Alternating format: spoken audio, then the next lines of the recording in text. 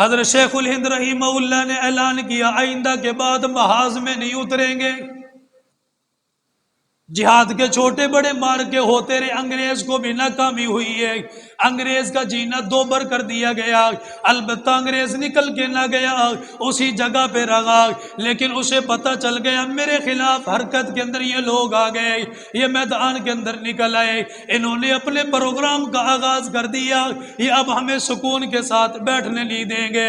حضرت مولانا قاسم نانوتوی رحمت اللہ علیہ فرماتے ہیں ہم لوگ پریشان تھے، ہمیں کیا کرنا چاہیے؟ اللہ کے نبی علیہ السلام کی خواب کے اندر زیارت نصیب ہو گئی، آپ نے فرمایا تم ایسا کرو مدرسے کی بنیاد رکھو، ایک ایسا مدرسہ بناؤ جہاں پر لوگوں کو اکٹھا کیا جائے گا، ان کو وہاں پر لانے کے بعد جہاد کی ان کو ٹریننگ دی جائے گی، ان کو قرآن کی تعلیم دی جائے گی، ان کے دلوں کے اوپر محنت کی جائے گی، وہ مدرسے کی بنیاد رکھی گئی ہے، اس مدرسے کے اندر لوگوں کا آنا جانا لگا رہا، شروع کے اندر 2 طالب علم آ گئے، پہلے جو طالب علم آیا اس طالب علم کا نام محمود الحسن تھا، پڑھانے والا بھی محمود الحسن تھا، یہ دونوں انار کے سائے کے اندر بیٹھ گئے، کسے پتا تھا یہ دنیا کے اندر یہ مدرسہ اتنا عمل کے اندر آئے گا، یہ ساری دنیا کے لیے ہدایت کا راستہ بنے گا، یہ ساری دنیا کے لیے ہدایت کا چشمہ بن جائے گا، وہاں پر لوگوں کے اندر افرادی محنت جاری فرمائی ہے، وہاں پر لوگوں کو جمع کیا گیا، لوگوں کے دلوں کے اوپر محنت کی گئی ہے، انہوں نے انگریز سے کھلم کھلا بغاوت کا اعلان کیا، ہم تمہاری بات تسلیم نہیں کریں گے، نہیں ہم تمہارے نظام حکومت کو مانتے، ہم مسلمان ہیں اور مسلمان آزاد رہیں گے، ہم کیوں تمہارے غلام بن کے رہیں، حکومت ہماری، سلطنت ہماری، تم نے ناجائز قبضے کی ہے۔ 1833 کے اندر بالا کوٹ کے محاذوں پر لڑتے ہوئے یہ افراد جام شہادت نوش کرتے ہیں، پھر 1857 کے اندر ایک اور تحریک چلتی ہے، وہ تحریک آزادی ہند کے نام سے ہوتی ہے، اس کے اندر مسلمان ایک مارکا لڑتے ہیں، اس کے اندر بھی 4 کمانڈر موجود ہیں، اور تاریخ کے اندر آج بھی ان کمانڈروں کا نام موجود ہے، حضرت حاجی امداد اللہ مہاجر مکی رحمت اللہ علیہ، اللہ تعالیٰ ان کی قبر کو نور سے منور فرمائے۔ یہ تاریخ آج بھی اس بات کو مانتی ہے کہ بالا کوٹ کے محاذوں پر آج بھی ان حضرات کے مزارات وہاں پر موجود ہیں، ان کی قبریں آج بھی وہاں پر موجود ہیں، انگریز سے لڑتے ہوئے جام شہادت نوش کیا، تحریک آزادی ہند کے نام سے مارکا لڑا گیا، لیکن چونکہ ان کے پاس افراد کی قوت موجود نہیں تھی، افراد کی قوت موجود نہیں تھی، وہی بات جب مکے میں تھے اللہ کے نبی کے پاس افراد کی قوت موجود نہیں ہے تو وہاں پر آپ نے جنگ کا اعلان نہیں کیا، یہ یہاں پر ہے چند لوگ ساتھ ہیں، فتویٰ تو دے چکے ہیں، لیکن انگریز نے ان کا جینا 2 بر کر دیا ہے، اب افراد کی قوت ان کے پاس موجود نہیں ہے، تو انہیں اس محاذ کے اندر بڑے دکھوں کا سامنا کرنا پڑا، جانی نقصان ہوا، مالی نقصان ہوا، اپنے شہید ہوئے، عام مسلمانوں کی قربانیاں ہوئی۔ اب وہاں پر شیخ الہند نے لوگوں کو اکٹھا کیا، اور اکٹھا کرنے کے بعد یہ ایک یو ٹرن لیا گیا، اس کے اندر کہا گیا کہ دیکھو ہمارے پاس افرادی قوت موجود نہیں ہے، ہم جتنا بھی لڑ لیں، اس سلطنت برطانیہ کے پاس بڑے لوگ موجود ہیں، حکومت فوجیں موجود ہیں، لڑنے کے لیے اسلحہ موجود ہے، ہم ان کے ساتھ کبھی بھی ایسے مقابلہ نہیں کر سکتے، ہمارا نقصان ہوگا۔ ایک یو ٹرن لیا اور وہاں پر یہ طے کیا گیا کہ آئندہ کے بعد ہم محنت کریں گے، اور محنت افراد کے اوپر ہوگی، ہم افراد کو اکٹھا کریں گے، لوگوں کے پاس علیحدہ علیحدہ جا کر ملیں گے، ایک جماعت بنائیں گے، یہ ہندوستان سے جو لوگ چلے تھے نا ان سے جا کے پوچھو کہ آزادی کی قدر کیا ہوتی ہے، ان سے جا کے پوچھو، اور ان کا بھی ایک تربیت آغاز کا مہم چلانی چاہیے ہمیں۔ حضرت شیخ الہند رحمہ اللہ نے اعلان کیا آئندہ کے بعد محاذ میں نہیں اتریں گے. جہاد کے چھوٹے بڑے مارکے ہوتے رہے، انگریز کو بھی ناکامی ہوئی ہے، انگریز کا جینا دو بر کر دیا گیا، البتہ انگریز نکل کے نہ گیا، اسی جگہ پہ رہا، لیکن اسے پتہ چل گیا میرے خلاف حرکت کے اندر یہ لوگ آ گئے، یہ میدان کے اندر نکل آئے، انہوں نے اپنے پروگرام کا آغاز کر دیا، یہ اب ہمیں سکون کے ساتھ بیٹھنے نہیں دیں گے. حضرت مولانا قاسم نانوتوی رحمت اللہ علیہ فرماتے ہیں ہم لوگ پریشان تھے، ہمیں کیا کرنا چاہیے. اللہ کے نبی علیہ السلام کی خواب کے اندر زیارت نصیب ہو گئی، آپ نے فرمایا تم ایسا کرو مدرسے کی بنیاد رکھو، ایک ایسا مدرسہ بناؤ جہاں پر لوگوں کو اکٹھا کیا جائے گا، ان کو وہاں پر لانے کے بعد جہاد کی ان کو ٹریننگ دی جائے گی، ان کو قرآن کی تعلیم دی جائے گی، ان کے دلوں کے اوپر محنت کی جائے گی. وہ مدرسے کی بنیاد رکھی گئی ہے، اس مدرسے کے اندر لوگوں کا آنا جانا لگا رہا. شروع کے اندر 2 طالب علم آ گئے، پہلے جو طالب علم آیا اس طالب علم کا نام محمود الحسن تھا، پڑھانے والا بھی محمود الحسن تھا. یہ دونوں انار کے سائے کے اندر بیٹھ گئے. کسے پتا تھا یہ دنیا کے اندر یہ مدرسہ اتنا عمل کے اندر آئے گا، یہ ساری دنیا کے لیے ہدایت کا راستہ بنے گا، یہ ساری دنیا کے لیے ہدایت کا چشمہ بن جائے گا. وہاں پر لوگوں کے اندر افرادی محنت جاری فرمائی ہے، وہاں پر لوگوں کو جمع کیا گیا، لوگوں کے دلوں کے اوپر محنت کی گئی ہے. جب دیکھا لوگ جمع ہو گئے، عام افراد ہیں، سکولوں کے یونیورسٹیوں کے کالجوں کے لوگ آ گئے، انہوں نے آ کر کہہ دیا حضرت جی ہم آپ کے ساتھ ہیں، آپ جس محاذ پہ لے کر جائیں ہم آپ کے ساتھ چلنے کے لیے تیار ہیں. حضرت شیخ الہند نے ایک تحریک کا آغاز کیا، وہ تحریک ریشمی رومال کے نام سے چلی ہے. کون نہیں جانتا ریشمی رومال کی تحریک کیسی تحریک تھی، جس تحریک کو کامیابی ملی ہے. ترکی کے اندر اس تحریک کو مانا گیا، عرب کے اندر اس تحریک کو مانا گیا، شمال کے اندر جنوب کے اندر اس تحریک کو مانا گیا. یہ تحریک چلتی رہی ہے، رومال کی صورت میں وجود میں آئی، لوگوں تک پیغام پہنچایا گیا. حضرت شیخ الہند نے سمجھا اب لوگ ہمارے ساتھ آ گئے، اب انگریز کے خلاف ہم لوگ نکلیں گے، انگریز کو نہ کو چنا چبوانا پڑے گا. انہوں نے مکہ مکرمہ کی طرف سفر کا آغاز کیا. ہمارا پہلا مرکز وہ تھا، وہاں سے ہمیں قوت ملے گی، وہاں سے ہمیں افراد ملیں گے. حضرت شیخ الہند کہتے ہیں ہم مکے کی طرف چلے گئے، وہاں پر جا کر امیر مکہ سے ملاقات کی ہے، ان کو اپنی دین کی طرف بلایا، انہیں دعوت دی گئی ہے، انہیں بتایا گیا انگریزوں نے مسلمانوں کو کتنا ستایا، انگریزوں نے کتنے ظلم ڈھائے، انگریزوں نے کتنا مسلمانوں کو مارا ہے. انہیں کیا پتا تھا امیر مکہ بھی غدار بن کے بیٹھا ہوا تھا. جیسے اسے ان کے بارے میں پتا چلا، تحریک ریشمی رومال چلا، اس امیر مکہ نے خفیہ طور پر انگریز تک وہ پلان پہنچا دیا. ان کو بتا دیا گیا یہ نوجوان تمہارے خلاف کھڑا ہو گیا، اس نے تمہاری تحریکوں کے اوپر پانی پھیر دینا ہے، یہ لوگوں کو جمع کر رہا ہے. فرمائے لوگوں اپنوں سے مار گئے، اپنوں نے شکایتیں لگائی ہے، اپنوں نے قیدی بنوایا. حضرت شیخ الہند کو قید کر لیا گیا، ہاتھوں کے اندر بیڑیاں ڈال دی گئی ہے، انہیں لا کر کالا پانی کے اندر قید کر دیا گیا. کالا پانی کے اندر وہاں جیل کے اندر قید رہ گئے.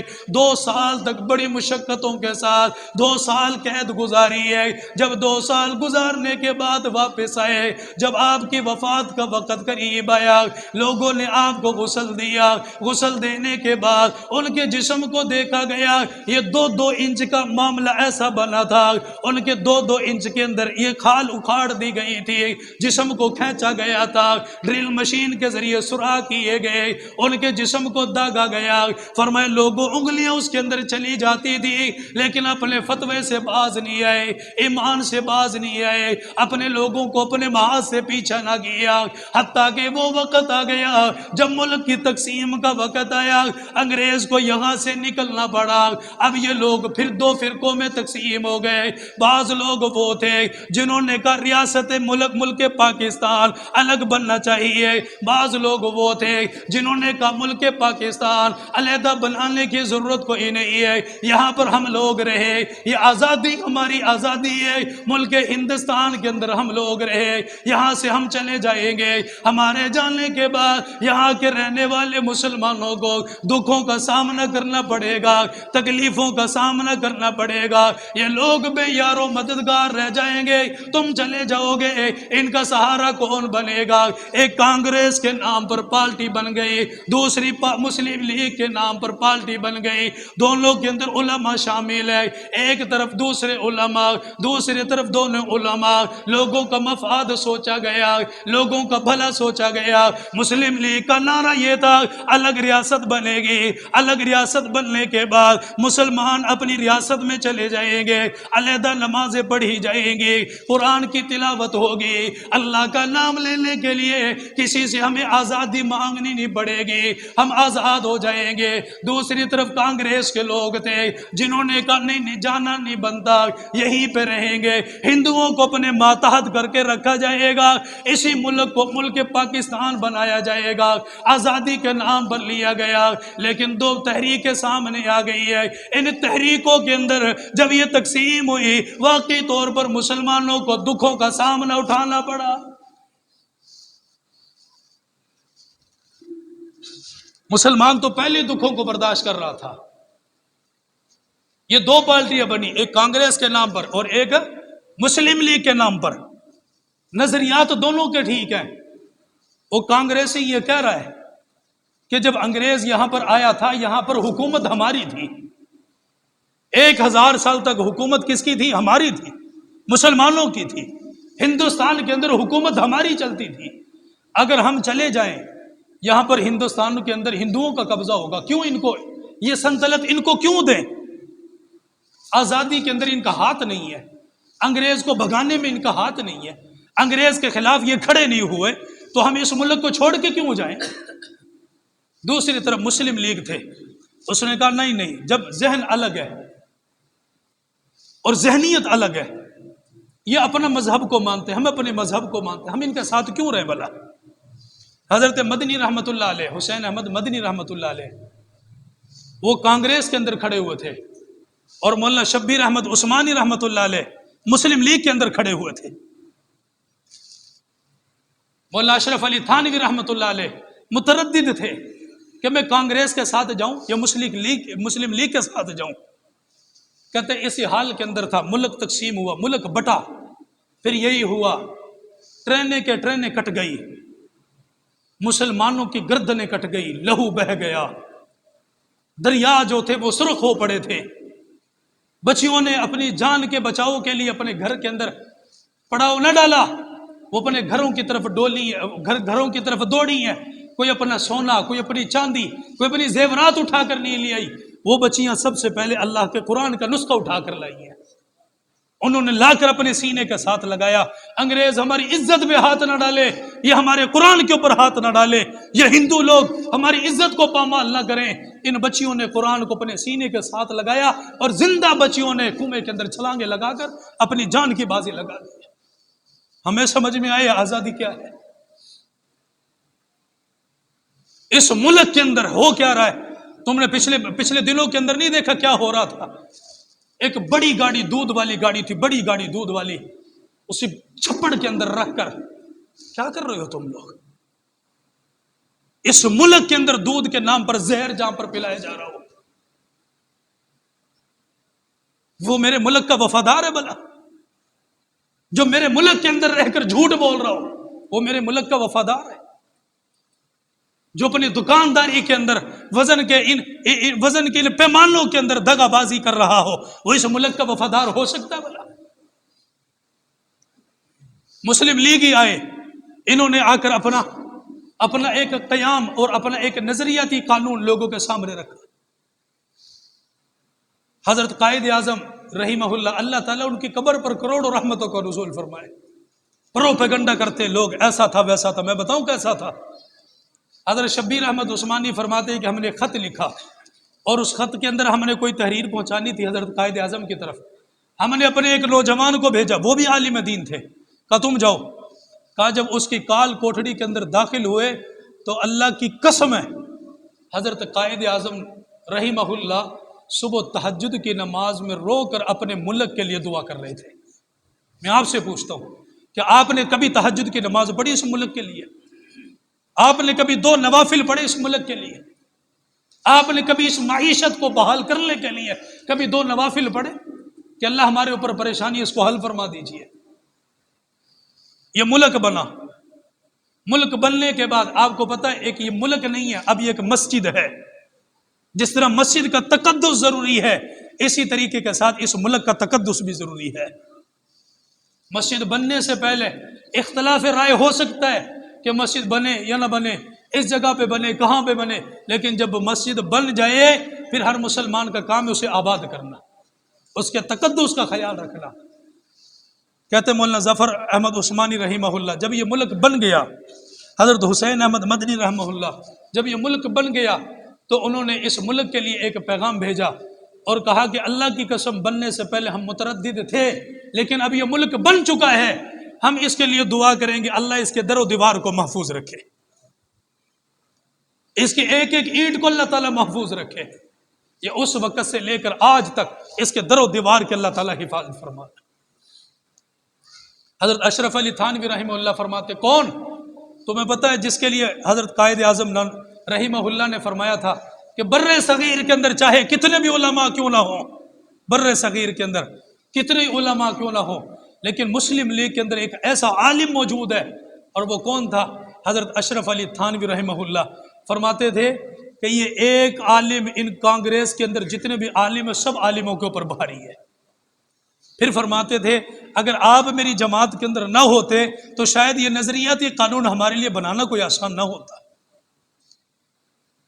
ان علماء نے قربانیاں دی، ان کے ساتھ چل کر دوسرے لوگوں نے قربانیاں دی، اچھا ملک بنا، وجود کے اندر آیا۔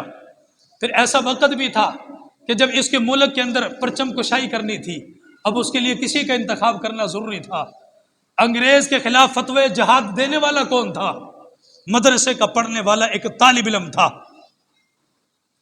اس نے 1803 کے اندر جہاد اعلان کیا کہ انگریز کی فوج کے اندر بھرتی ہونا گناہ ہے، حرام ہے۔ قائد اعظم رحمہ اللہ سمجھ گئے اس بات کو کہ ان علماء کی قربانیاں، انہوں نے جب پرچم کشائی کا وقت آیا نا، پرچم کشائی کے وقت انہوں نے کس کو بلایا؟ حضرت شبیر احمد عثمانی رحمہ اللہ کو بلایا، کہ میری نظریں آپ کے اوپر جا کر ٹھہر جاتی ہیں، اس پرچم کو اٹھاؤ اور اس کو لہرانا، اس کے پرچم کشائی کرنا آپ کا کام ہے۔ مشرقی پنجاب کے اندر، مشرقی پاکستان کے اندر جو پرچم لہرایا گیا مولانا ظفر احمد عثمانی تھے، انہوں نے یہ پرچم لہرایا۔ میں آپ سے یہ کہتا ہوں کہ میرے عزیزو، اس ملک کے لیے سکول کے بچوں نے قربانیاں دی ہیں، اس ملک کے لیے یونیورسٹی کالجوں کے بچوں نے قربانیاں دی ہیں، اس ملک کے لیے ماؤں کی گودیں ویران ہو گئی تھی، اس ملک کے لیے ماؤں کی گودیں بالکل اجڑ چکی تھی، اس ملک کے لیے ہمارے بڑے بڑے اکابرین 80,000 کے قریب جنہیں سولی کی پھانسی پر لٹکا دیا گیا تھا، وہ لوگ دور چلے گئے تھے۔ آج اس ملک کے ساتھ غداری کر کے ہم کیا کر رہے ہیں؟ ہر جگہ پر حکومتوں کا قصور نہیں ہوتا، ہمارا بھی قصور ہوتا ہے۔ میں اپنے گھر کے اندر اپنے بچوں کو کیا سکھا رہا ہوں، اس کے اندر میرا اپنا بھی کردار ہے۔ میں نے اپنے بچوں کو ملک کی وفاداری سکھائی تو میں وفادار ہوں، میں نے اپنے بچوں کو ملک کا تقدس سکھایا تو میں وفادار ہوں، میں نے اپنے بچوں کو کہا کہ یہاں کے رہنے والوں کے ساتھ دھوکہ نہ کرنا، دغا نہ کرنا، یہ مسلمان ہے، یہ ایک ماں کے بیٹے ہیں، ان کے ساتھ دغا نہ کرنا، یہ ایک مسجد کے اندر آباد ہے۔ اگر میں نے یہ دیا ہے تو میں نے یہ کہا میں اپنے ملک کے ساتھ وفادار ہوں۔ اگر میں نے یہ کہا کہ بیٹا یہ دنیا ایسے نہیں چلتی جب تک جھوٹ نہ بولو، یہ دنیا ایسے نہیں چلتی جب تک دغا بازی نہ کرو، یہ دنیا ایسے نہیں چلتی جب تک سود بازی کا بازار گرم نہ کرو، تو مجھے بتاؤ اس ملک کے ساتھ میں کیا کر رہا ہوں؟ اس ملک کے ساتھ میں کیا کر رہا ہوں؟ اس لیے میرے عزیزو، وہ داستانیں آپ کبھی پڑھ کے دیکھو، تمہیں پتہ چلے گا۔ ایمان کے بعد یہ سب سے بڑی دولت ہے جو اللہ نے ہمیں عطا فرمائی۔ ہم سمجھتے ہیں خواب دیکھا تھا رات کو اور صبح کو وہ خواب پورا ہو گیا۔ جامعہ اشرفیہ کے اندر وہ بزرگ تھے، چیخیں مارتے تھے، دھاڑتے تھے۔ حضرت نے پوچھا روتے کیوں؟ کا جوان بیٹی تھی میری، میں ہندوستان سے آیا تھا، جوان بیٹی تھی میری، جب ہندو میری بچی کی طرف دوڑا ہے، بچاؤ کے لیے ہمارے پاس سہارا نہیں تھا، میں نے اپنی بچی کو کہا کہ میری بیٹی عزت بچا لے یا جان بچا لے۔ میری بیٹی نے کہا عزت بچاؤں گی۔ کہ بیٹی یہ تمہاری عزت کو تار تار کر، وہ ماؤں کی گودیں ویران ہو چکی تھی۔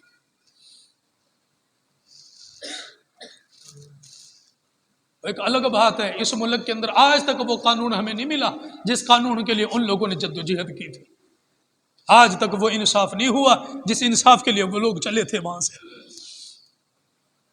بیٹی کیا کرنا، ابا عزت پیاری ہے، عزت پیاری۔